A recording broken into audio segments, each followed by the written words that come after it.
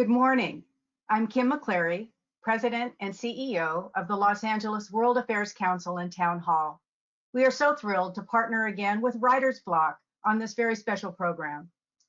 Our organizations are excited to welcome everyone joining us today. There are many of you from the Los Angeles and San Francisco regions, as well as viewers from across the United States and globally. We are looking forward to the conversation with technologist, business leader, and philanthropist Bill Gates on his new book, How to Avoid a Climate Disaster. Mr. Gates will be joined by climate change activist, philanthropist, and award-winning actor Don Cheadle as moderator. If you would like to submit a question to Mr. Gates, there is a question bubble on the right-hand side of your screen that you can click on to submit your question.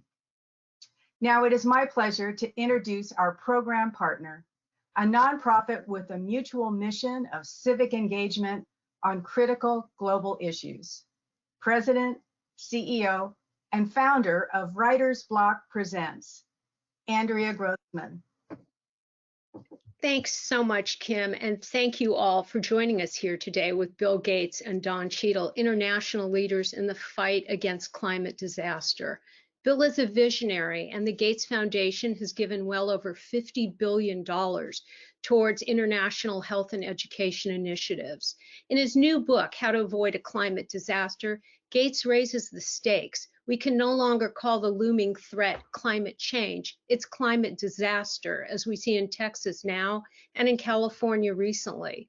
And Bill Gates lays it all out clearly and succinctly about what we must do and how we must act now to avoid inevitable catastrophe from changing weather patterns that impact agriculture, infrastructure, and of course, human life. In his new book, he admits that it's not going to be easy, but through implementation of innovation and clean technologies and rethinking agriculture, transportation, and lifestyle, we need to fundamentally decrease our carbon footprint as a civilization, as a nation, and as individuals. We've lost far too much time already indulging climate change deniers, but he gives us hope and action plans. In addition to being an award-winning actor, producer, and director, Don Cheadle was writing books about human rights crises in Africa when few were listening. And for years, his activism is extended to climate change as well. In his spare time, Don has served as a UN ambassador in the UN's environmental program and received a Nobel Peace Summit Award. Here's a short video to set the stage for the conversation between Bill Gates and Don Cheadle.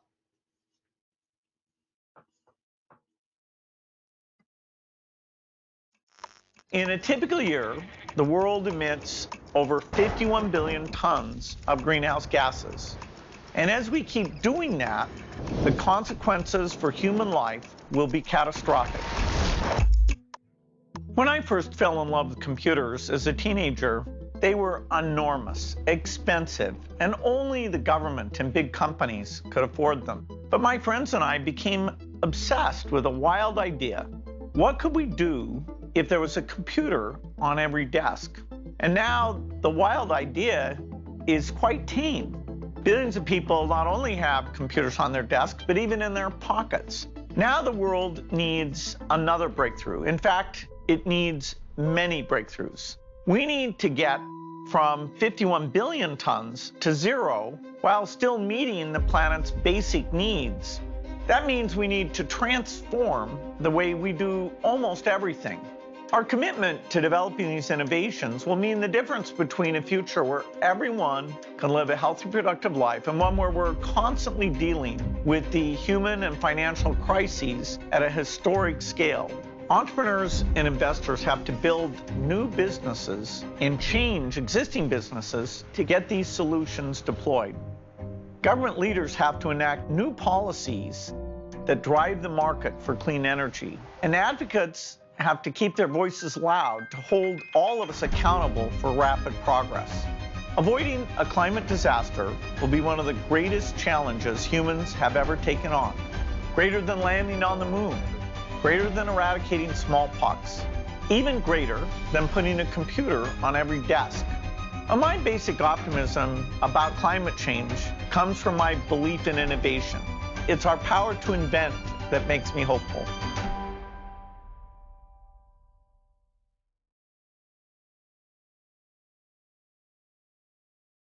There you are. How are you doing, Bill? Hey, Don. Good to see you. I want to say good morning.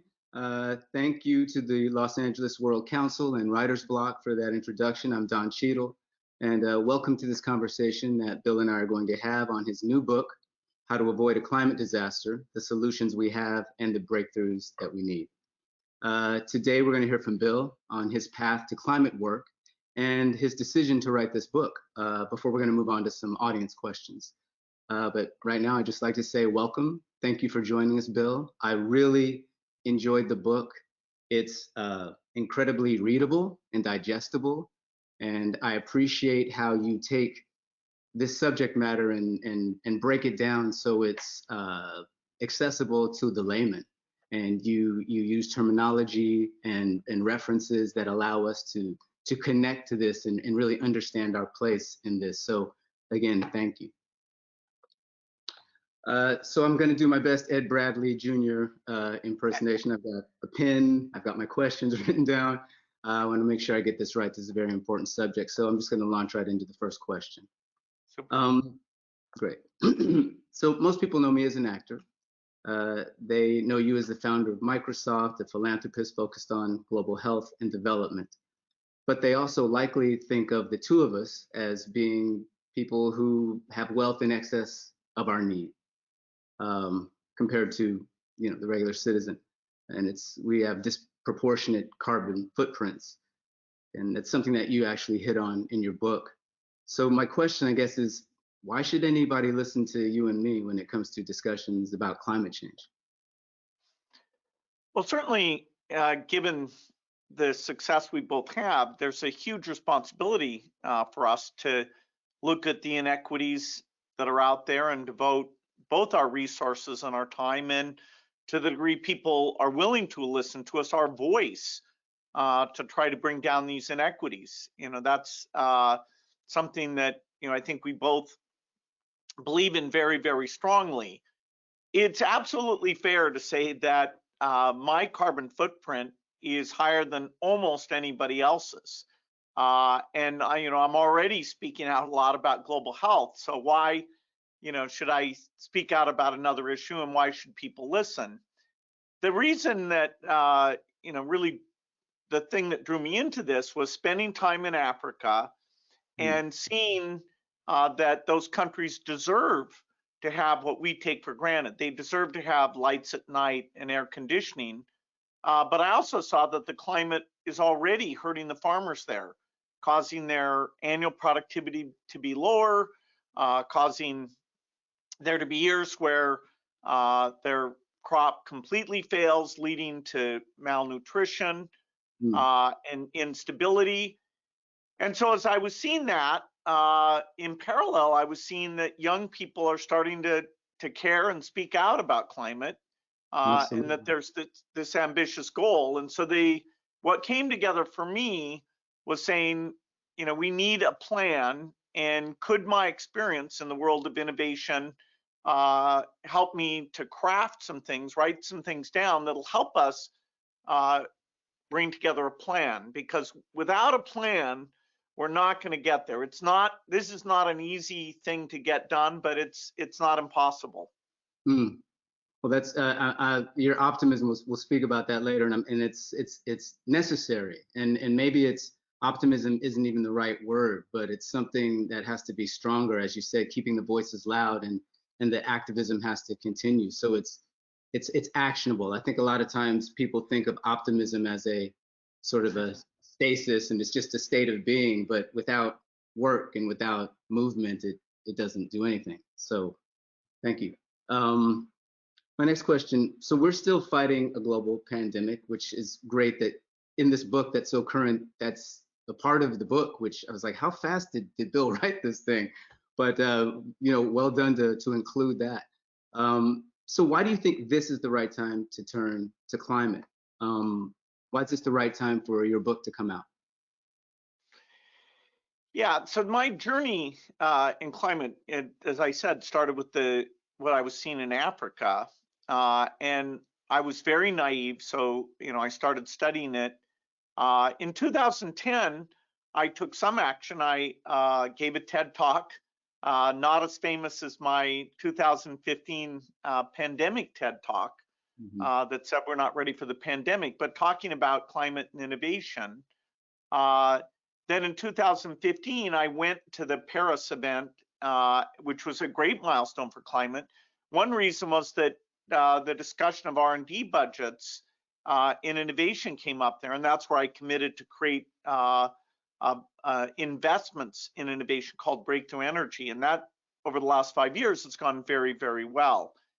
The timing for the book came as I saw that the younger generation cares about the issue, and that's really something. Even during this pandemic, where you would have expected people to get very short term and not think about something who the dramatic effects are decades away, you tend to pull in. But that hasn't happened here for the advocates, which I congratulate them. I didn't have anything to do with making that come together, but now I'm joining that and making sure that the sort of technical elements of the plan are as strong as possible. I was going to come out last year, but then the work of the foundation and the uncertainty of the pandemic was so strong that I pushed it back and did a pretty big revision to bring it up to date. Fortunately, we elected a president who cares about this issue and has rejoined the Paris Accord. There's a big climate event that then one since Paris that'll be in the UK and Glasgow, Scotland later this year, and a lot of money to build back after the pandemic in Europe, in UK, and the US has this climate theme. And so this is a big year for climate. And so even though I have a lot to say about making sure that we equitably end the pandemic and that we prepare so that when the next one comes, we're better off. But I decided it was so much is going on this year to lay a foundation for the 30-year plan that bringing the book into that dialogue was very timely. And as you say, the youth, the young people pushing that. And I think we can look at many different issues, not just in this country, but around the world. And it's often the youth that are leading the charge and, giving the energy to continue the movements in that way. So I think it's great. And if there can be a real reciprocity and a synergy between you and finding ways to amplify and work with the youth, that'll continue to move this forward. So, kudos. Let's talk for a minute about the scale of the problem and the cost if we don't act. Climate change is already driving conflict around the world. We take Syria, for example, where the severe drought drove farmers to abandon their crops and move into the cities. UNHCR estimated that the crisis displaced nearly half of all the Syrians, and that the civil war that followed has killed hundreds of thousands of people tragically. Do you think this is an outlier, it's an extreme circumstance, or is this a harbinger? Is this what we have to look forward to, regrettably, if we don't deal with this problem? Yeah, no doubt it's a harbinger, because as you emit more CO2, the temperature goes up. As the temperature goes up, the ability to farm, particularly near the equator, starts to degrade, and that creates huge instability. And decades from now, that will lead to migration that will make the Syrian civil war look very, very small. And so we have to, with climate, as hard as this mitigation is, that is bringing the emissions down to zero, at the same time, we owe it to these developing countries to help them with adaptation, help them with better seeds, help them with aid so that they can afford irrigation in some cases. There's a lot of ways that the ill effects can be limited, and that means that you won't get instability, which is the worst thing possible.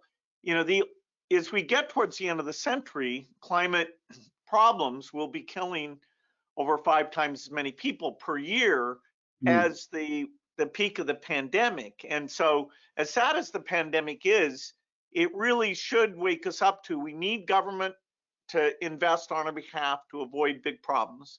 These problems sadly tend to hurt the people most in need. You know, the pandemic, I wouldn't have expected in advance that people of color would disproportionately suffer the way they have. And, you know, we're still, you know, trying to understand that and trying to offset that. Climate is like that. You know, I got to relook at the Years of Living Dangerously last night, and you know, the episode where you're meeting with farmers, even in California, who are already seeing those drought effects. You know, the big rich farmers are you know, not subject to that because they can finance through the tough years, or you know, do more irrigation. So this is not only a very bad thing, it's a very unjust thing that the countries that contributed the most are the ones, the least, are the ones that will suffer the most. And disproportionately affecting those who have the smallest effect on it, not only globally, but also in this, I mean, worldwide, but also in this country, specifically locally. Exactly. Yeah. So that's a good dovetail into my next question, which is about last year. And in 2020, we saw this global awakening around race, around racial injustice. And sort of to piggyback on what you were just answering, do you see a thread between the fight for racial justice, the pandemic, and the fight to save our species and others from the climate crisis? Yeah, absolutely. If you live in the north, if you're wealthy, if you have air conditioning, climate's going to take a long time to affect you in a direct sense. You won't be able to visit coral reefs or you know, see lots of beautiful natural ecosystems, but the dire effects are the poorest countries and the poorest in the rich countries, which overwhelmingly includes people of color. And you know, the George Floyd incident was tragic. The fact that the pandemic affects particularly Black households more than other households, you know, that's really tragic. Hopefully it is a wake-up call that, you know, we have to double down on these things. We can see that domestically, we can also see it globally. You know, Africa is the continent that's got huge challenges for the future. They still have big population growth. Climate change, particularly around the Sahel, will be worse there. We never got the basics in terms of food and health solved properly. And yet, if you look at where babies are being born, there's a shift where the rich countries are actually shrinking, and the big population growth, going from 1 billion to 3 billion, is there in Africa. And so it's got an international dimension and a domestic dimension, that the fact we don't see these deficits, you know, we're not there, whether it's in the poor communities, and we're not there, you know, in the Sahel, seeing those farmers who are suffering. We try to use digital tools and great series like Years of Living Dangerously to raise the awareness, but there's so much more to do. You have to make people feel bad about what's coming and about these inequities. You don't want to overdo it, because you want to also engage them with a sense of hope. Well, I think that's the balance to strike. I mean, you say we're not there, and it's about, you know, to coin a phrase from a movie that came out last year, when they see us. You know, so there is definitely a need to continue to ring that bell, and obviously people with a big platform and big voices and big microphones and the ability to raise the din are necessary in that space to have those places be seen, not only across the planet, but right here at home, in communities at home, in cities and states across our nation, where people who are disproportionately suffering from these effects are the people who have done the least to contribute to them. So let's keep ringing that bell for sure. So this is another good, we keep moving deftly toward our next, the next question. So I'm on the board of the Solutions Project, which is an organization that addresses climate crisis by funding and amplifying the stories of Black, Indigenous, immigrant women, other people of color that are creating their own innovative solutions on the front lines of climate change. Now, in the theory of change that you lay out in your book, do you see these frontline sheroes and their solutions playing a part? And what can they expect to learn from your book? And how can you see yourself perhaps throwing in, amplifying these voices of these frontline visionaries who are dealing with the effects of climate change day to day and creating for themselves ways in which to combat this? How can we support and amplify them? Yeah, I don't know the solutions group in particular, Project. but it sounds Yeah, like it's. Right, yeah. I will. It sounds great because you talked about two things there. One is the visibility of the problem, and we've got to be endlessly creative, because unless we have this as a top priority every year for the next 30 years for all of the rich world governments, we won't achieve this ambitious goal. And so stories, not just statistics. I'm good at statistics, so I rely on others like yourself to get in and tell these in terms of human stories. Also, particularly in adaptation, the front line is where the action is. Trying out a new seed, educating a farmer, maybe being able to use the mobile phone to get advice about when to plant. Women's groups that organize savings so that you can buy fertilizer and share best practices. So much of adaptation can be done on the front line. The mitigation, that is getting rid of these emissions, getting rid of the coal plants, there we do have to draw governments in, scientists in. So we've got to pursue these things in parallel. Frontline understanding that both motivates us and we empower those people, but also large scale, government driven, billions of dollars in R&D and deployment, because we're saying that, by 2050, a lot of the infrastructure, the way we make power, cement, steel, a lot of those things will have to have been changed. So it's a pace of change faster than we've ever been able to do prior to now. Yeah, and I think, we're talking about Texas. We look at the examples today, I mean, good day, bad day, we joined the Paris Accord, the Paris Agreement, we're back in that good day.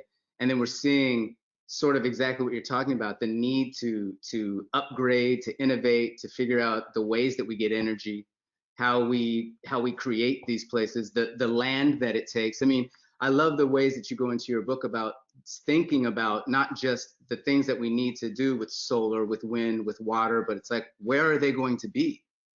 Where do you actually put that? If you don't have the right topography, you can't do certain things. If you don't have the right land mass available to the cities or states that you're talking about, it mitigates your ability to do certain things. So I like how your book brought in all the different focuses from all the different bins that sort of all have to work together. I mean, it presents a huge challenge when you think about it logistically, like how is that actually going to be accomplished? But I think you also lay out some, ambitious but necessary goals and how to get there and how to achieve that. And yeah, it's going to take, it's an all hands on deck kind of situation for sure. I'm going to move into the next question. So how do you, now a little bit about Bill. So how do your two other lives, as a tech visionary, a philanthropist, how do they tie into the work, your climate change work? And does it give you in particular, do you believe, a point of view on the massive challenge that very few others have? I mean, you're one of a kind in many, many ways. And does that allow you, from your perspective and from your work, you think, to give you a greater insight than most people would have? Well, I've certainly been very, very lucky that my first career, the Microsoft career, that the dreams we had about the magic of software and the internet came true even more than we expected. And so that does make me an optimist, that if you back great scientists and engineers over a period of decades, they'll often surprise you with what can get done. Moving into global health, that's another career that my wife and I, feel that amazing things have happened. The childhood death rate has been cut from over 10 million a year now to about 5 million a year, and a lot of that is vaccines that we and other partners, including governments, help fund. And so that's even faster a reduction than we would have expected. So I bring my kind of optimism and the view of analyze the problem in a deeply numerical way, which and this means looking at all those sources of emissions and saying, wow, zero means you've got to tackle all of them, not just the easy ones. So that's kind of my systems thinking. The green premium is kind of my economic thinking of, okay, what stands in the way? When you call India in 2050 and say, please do it all green, cement, steel, are they likely to say yes? Or are they likely to send us trillions that, we're not going to be able to do? And so, that their emissions alone would still be very, very significant. I have to be humble though, because, I've never worked on, power plants, and, I'm a student. I've done a lot of reading about these areas. I've been very lucky. Experts, will sit and talk with me and help straighten me out on these things. But it's kind of new territory, and it's hard to predict how fast the innovation will go. This group I created, Breakthrough Energy Ventures. Yeah, speak about 40. That's great. It's a great group. Yeah. So there's some 40 great companies, and whenever I look at that portfolio and the new ones that now we have, the second fund will do another 40. I do, I see the path where creating innovation and then creating demand for those innovations, can get us to where, for many categories, there is no extra cost. There is no green premium. Well, yeah, and the green premium concept, we're going to get to that too. That's very interesting. And again, a digestible way in which you sort of break down how you think about not just the effect that a product has or that manufacturing has, but the complete cost from inception to its death, so to speak, of what that cost is on the climate, and how to sort of extract that evil. For those in the audience who haven't yet read the book, what's the reality of the situation that we're facing? And who are those that are facing the greatest threats today? And do you think there's a way that we can effectively address climate change in a way that solves for other crises, the economic inequality, we spoke about racial injustice, health disparities? For the pessimists that are watching, why is it not too late?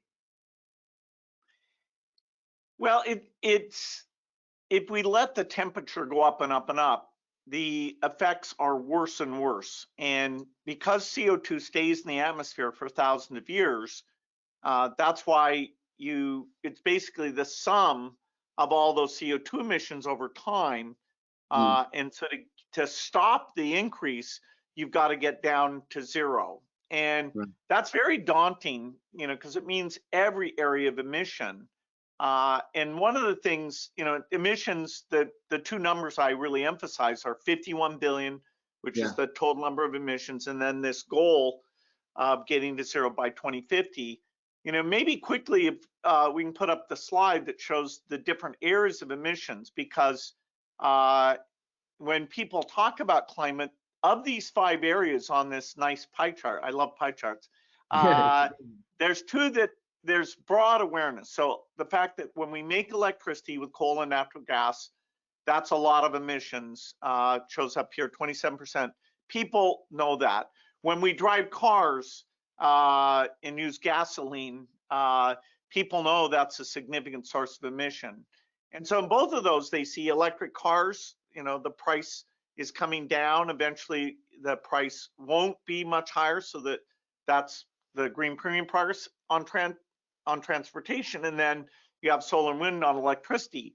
But the three other areas here, you've got agriculture, including cows, you've got heating and cooling buildings, which we do a lot with natural gas. And then finally, the last category, which is actually the biggest of all, I think there's very low awareness because we don't visit steel plants or cement plants. We kind of take for granted it's always there, very cheap, and yet those are over 31% of emissions is coming out of that area.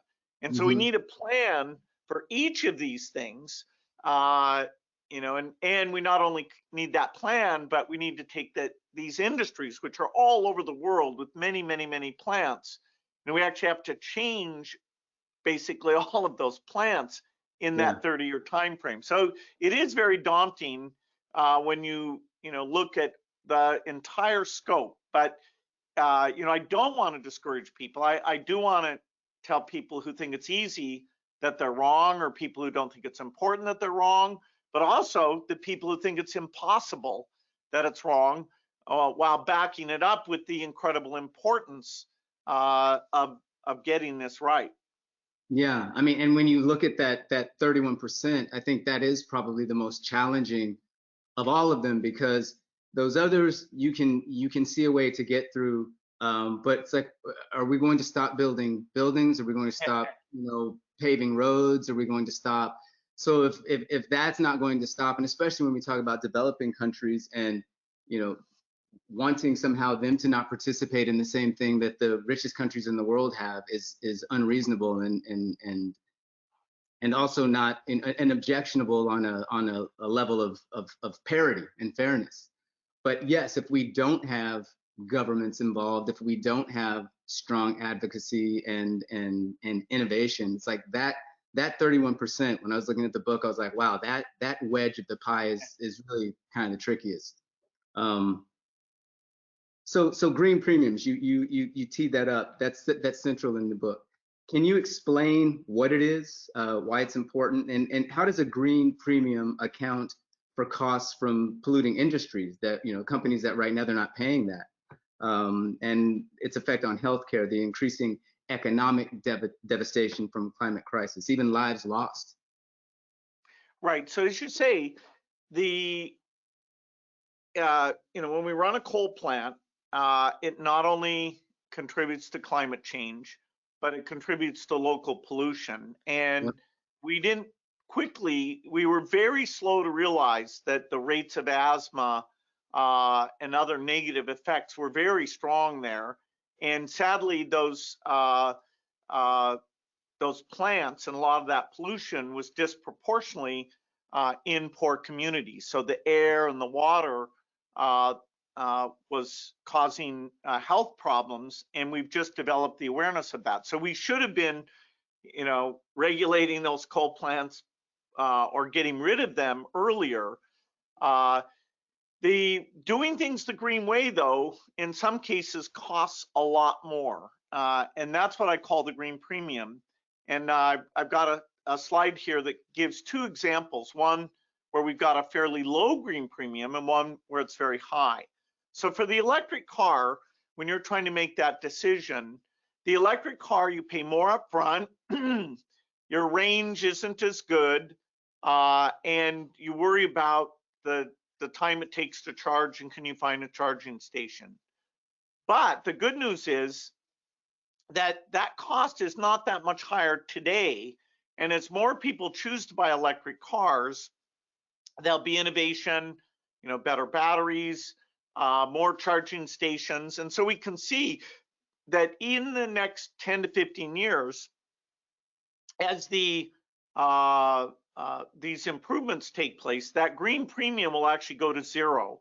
And that's why you can see somebody like General Motors saying, hey, we're not even going to make gasoline cars in 2035 because we think we'll be to the point where telling everybody to buy an electric car is preferable, even without having to subsidize that because of the green benefits. And just to be clear, I'm sorry, Bill, to interrupt. Just to be clear, that premium is what you're talking about is the cost on top of what the normal cost would be, correct? Yeah, I should be more clear. Yeah, you take the cost of doing it the green way, and you subtract out the cost of doing it the current way, which has the negative side effects. And that delta, so for the electric car, the 15%, for cement, it's almost double the price because a ton of cement is very cheap, $125 or less. And every ton of cement you make, you get a ton of carbon emission. And so that one we're very far away. And yet, saying to India when they're building basic shelter, pay twice as much, I think they're going to tell us no. So, let's get some brilliant people, some of which will be dead ends, but if we get enough to show us how to make green cement, but with a very small, ideally for many categories, zero green premium. Well, and I think that's something also that you hit on in the book, which is another big challenge, is that the cost, that it's so cheap to do things in many ways the way that we're doing them now compared to doing it in a green way, and that those that can afford it can obviously take that hit, but like we're talking about, those in developing countries, those who are on the poor scale even within our country, can't avail themselves of those technologies. So how we have to influence legislation and push for more people to be able to take advantages of those things is going to be another big challenge. And it's like, yeah, how do people get around cheap? I mean, that's something that across the globe, that every human being is trying to find that deal. So that's one of these big challenges too that we're facing, that you lay out. When you're speaking with global leaders about climate change, what specific things are you asking them to do? And how encouraged are you that the world can come together to solve the climate crisis? And how are you, as a global leader in technology, business, new philanthropy, how are you influencing your peers and bringing them into the fold? Yeah, I think this responsibility of those who are well off applies very strongly here. So, the companies that are doing very well as part of their citizenship, we'll be asking them to, as they're building new buildings, to be a pioneering customer for green cement and green steel. For the tech industry, they have ambitions to make their data centers completely green, and so they can be pioneering customers for energy storage solutions that are not mature and will cost them a bit extra, but we need them to lead on that. Over time, we are asking people who can to stretch and buy an electric car, to buy the artificial meat, and that's catalytic to bringing those products so that they become affordable by everyone. The private sector has got to be involved in this, but the private sector alone, that wouldn't be enough. You've got to have the government policy. I do worry in the US, if we're not able to make this a bipartisan issue, that if you have 4 years where you're going full speed and then 4 years where you're not, for people who invest billions in cement and steel plants or car factories, it's very hard for them to see the right policy signals if you don't have at least the core of the goal and the tactics constant over this 30-year period. So Europe has been serious about climate, year in and year out, and they're kind of saying to the US, boy, you were gone for 4 years. And I think that's legitimate. We have to get young people of both parties to have a chance to see this problem, think about this problem, and decide whether, as part of their moral presence, thinking about things beyond their own individual success, this is one that you get a unanimity that you care, even though you can disagree about the tactics to solve it. Well, absolutely. I mean, if we're looking at this scientific question as something that depends on what party you're in, whether you can support it or not, that is a huge hurdle to get over. And hopefully we can put some things in place, this administration can put some things in place that can start to actually prove, and we can start to see actual results, because human beings are slow to act on things that they cannot see a direct effect to their lives. It's hard for us to project and think about something that feels like a long way off. We're immediate. We have an immediacy issue. We want to see change that we're enacting now. We want to see things move now. And this is a slower arc, and it's something that's kind of far off. I mean, 30 years isn't that far away. Especially the older we get, 30 years starts to feel like tomorrow. But you hope that people can sort of have an understanding of what's coming down the pipe. I think we're going to shift to some audience questions right now, Bill. Right. Okay, Jorge asks, what do you think of nuclear energy? Nuclear energy as an option to energy transition? Yeah, I see it's very, very likely that we may actually need nuclear. We can clearly drive the renewables up to like 80%, and we have to grow the electric sector because it's going to take over the energy provision of cars and heating, and so it's going to have to be almost 3 times as big. So a lot of wind and solar and a lot of transmission, so that if you get a cold front in the Midwest like we have right now, that you can get the power from other parts of the United States and move it around the country, because the wind is always blowing somewhere, and it's going to be less cloudy if you can draw on solar from many locations. However, when you have a really extreme weather event, to maintain reliability, we either need a miracle in energy storage, that we can store 20 times as much as today's batteries can, and so we can't count on that. Or we need a source of electricity that is both green and not weather dependent, and nuclear would fit that role. Now, nuclear has a lot of detractors. It's too expensive. We've had safety problems. We've got waste. We've got proliferation. And so we need a new generation of reactor that the economics and the way that the safety is guaranteed are very different. And so the US government's funded several companies, including one I'm very involved with called TerraPower. So over the next 5 years, we'll do this demo plant.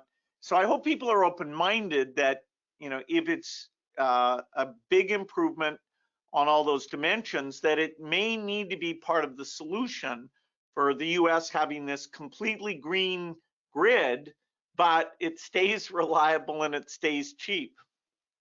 Well, and again, something that you talk about in the book, and that's clearly at the center of who you are, innovation. And this idea that you have to really lean into that. And also that something that you talk about, which is tricky for people to have, is especially people who are attached to their money, an appetite for seeing things, fail, not being risk averse, being willing to, as you talk about in the book, back ventures that don't come to fruition sometimes, but it's still the right play. It's like, how do you encourage that in entrepreneurs? How do you encourage that in people who are always thinking about the bottom line? Yeah, I've lost a lot of money in various battery companies, but it looks like QuantumScape will be successful. At least I'll get some of that back. But overall, I'm only doing it to help with climate. Whatever's left over from the climate work, of course, can go into global health, where every dollar is a very big deal. For $1,000, we can save an additional life. So I think of money as very scarce, but climate is so urgent that I put several billion into it to date, and I'll do that again. And I am encouraging. It's great that other leading figures, Elon Musk just did a carbon challenge, as well as the great contribution Tesla's made to electric cars. Jeff Bezos has a big fund, and so hopefully there's this trend that those people will step up, and we'll work together on some things. We can disagree on some things. You probably need about 10 companies trying to make a breakthrough to have a probability of one succeeding. And so, in some areas like cement and steel, we have to increase the level of activity. We've done better on renewable power generation, electric cars, than those other areas of emissions. And adaptation is the thing that we've done the worst on. You know, even the money to improve those seeds to help that subsistence farmer, that's less than $1 billion, and it's got to be over $2 billion a year to make the progress they deserve. Are you seeing people that maybe aren't as famous as Jeff Bezos and Elon Musk that we may not even know of? Are they throwing in? Are people reaching out to you saying, "Okay, Bill, let's do this. How can we do this?" Are you feeling that there's an accretion and things are moving forward in that regard? Yeah, there's some of that. You know, to raise our second $1 billion fund, it was very straightforward, and we have over 20 individuals that are contributing to that. Now, these are people who are wealthy, and so they can afford to take the risk. Right. You know, getting the corporations on board to pay for high quality offsets, that's just beginning. But there I'm seeing a pretty good response. I would say the climate movement, it's fair to say that the last 20 years, it was a small enough movement that now is the time that we need to be way more ambitious to, you know, to turn to every company and saying, okay, what are you buying? You know, what are your skills? How can you help out with this? It's hard if you're a steel or cement company, because, you know, people want an inexpensive product. Even if you're a utility, the Utility Rate Commission doesn't like you to use expensive techniques, which are going to drive up the electric bills. And so the fact that this political debate, at least on the Democratic side, was the first one that climate was a huge topic, even with a special meeting on, I hope that's a sign of not just a wave, but, you know, a constant. Yeah, right. I have a question from Emma. She's a high school student. She runs an environmental club at her school. She's asking, what is the best way that students can help the cause, especially during this pandemic? Yeah, well, for every individual, you have sometimes three things. You've got your political voice and your ability to educate other people. You know, both parties. You get extra credit if you convert people who think differently on other issues. You've got your voice as a consumer. When you buy a car, when you buy a burger, where there's Impossible Beyond as a choice on the menu, everything you buy, you'll be able to get data about, is there a more green alternative to what you normally buy, and the companies will see that, and that'll drive them to improve. Finally, you know, your parents work somewhere, and you know, you can challenge them. Is their company stepping up in whatever its skills are, or whatever its purchasing power is, to kind of lead the way? And so, you know, awareness is the big thing, and young people seeing the difficulty, that's kind of a new piece, and you know, hopefully it catches on as almost a common sense thing that this is the cause of that generation. Yeah, and again, it's great that you talk a little bit about you and your son touring these different facilities. What does he say to you about this? He's clearly engaged. How has he got his foot on the gas, so to speak? Are you guys still doing your tours of power plants and things? Well, the pandemic has interrupted our learning about those things. Yeah, we've gotten to go to coal plants, you know, sewage plants, toilet paper plants. It's kind of the physical economy. It's amazing, the history of all those inventions, and you know, it's very energy intensive. You know, my son actually made me quite modest. He said, "Dad, are you sure you're the right one to write this book?" You know, my friend Warren Buffett said, "Boy, are they going to go after your carbon footprint?" So you know, it's good advice to me, but you know, I may not even be around for 2050. and that I'll be 95 by then. And so, when I talk to all my children about, hey, this is something you're going to have to pick up and carry forward. And of course, in your own way, maybe you're not as much pushing the technology piece, but that's got to be an element of the solution. Yeah.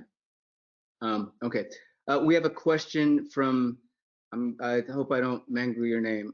Apologies in advance. Satya Narayan. The question is, climate change is affecting farmers, yes, but farming practices, they're affecting climate change. So how do we balance this delicate situation between what they're doing and how what farmers are doing is affecting the crisis? Yeah, so there are techniques, like no-till and rotating crops in that preserve the carbon content of the soil. And the carbon content is very important to a farmer. If you lose that carbon content, not only is it bad for the environment, it's bad for you growing more crops. And so the US over time put aside water usage. The farming practices have gotten more sustainable.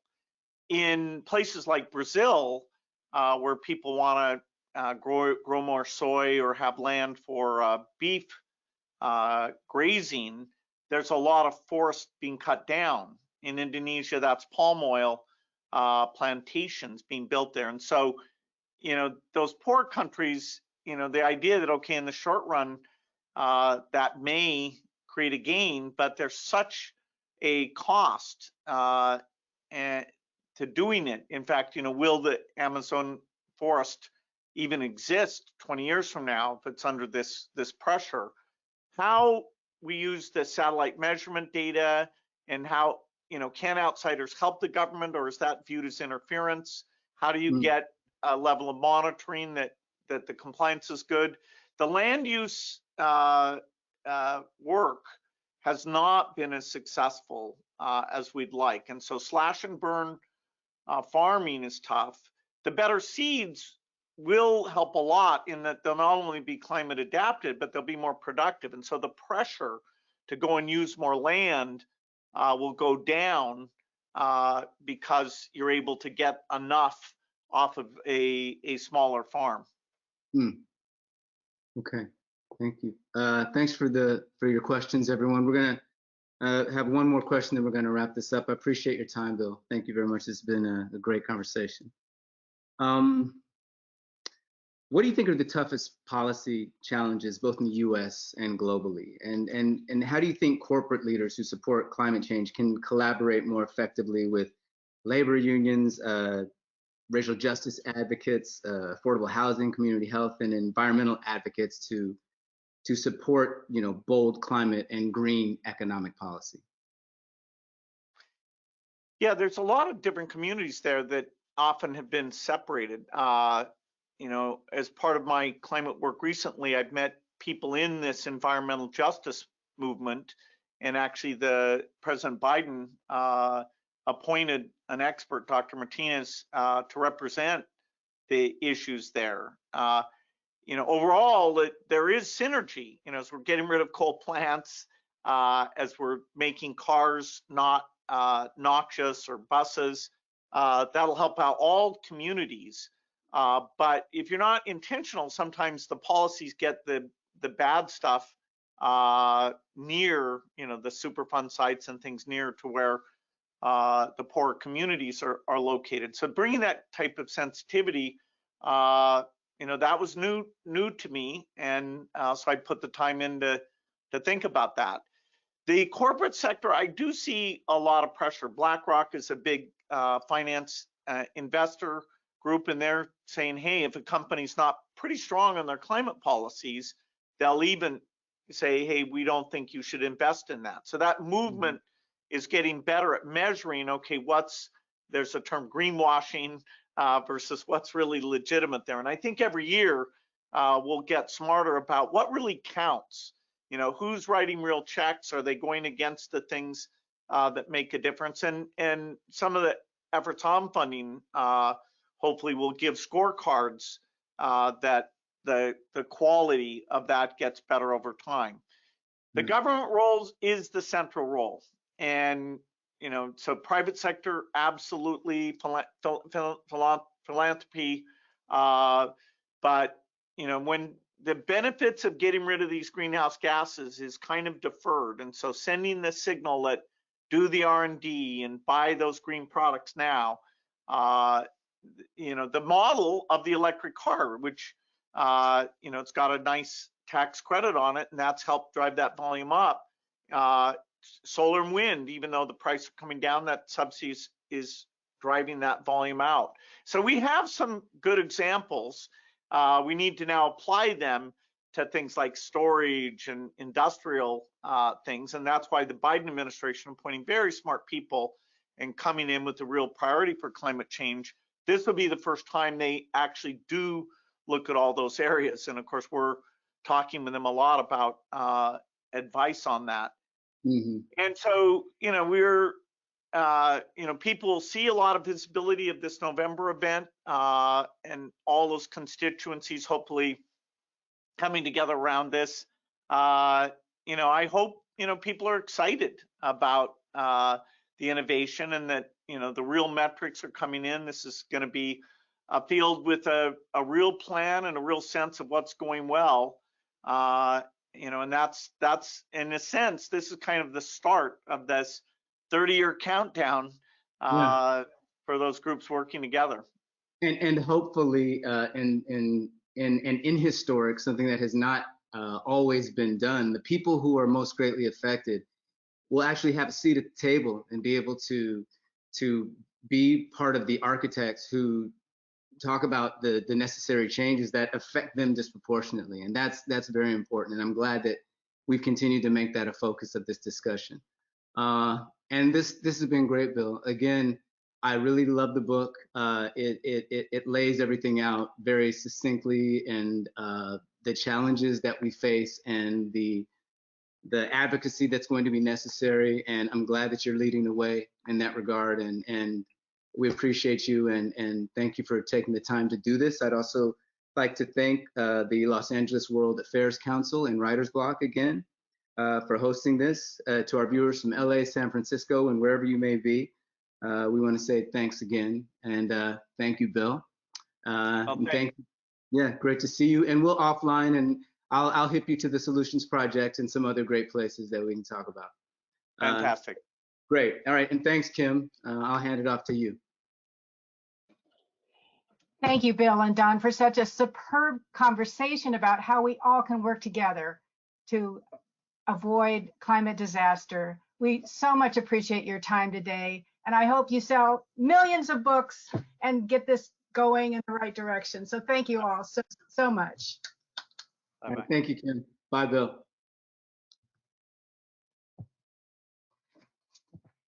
For our audience, we also want to thank all of you across the nation and around the world for your participation today.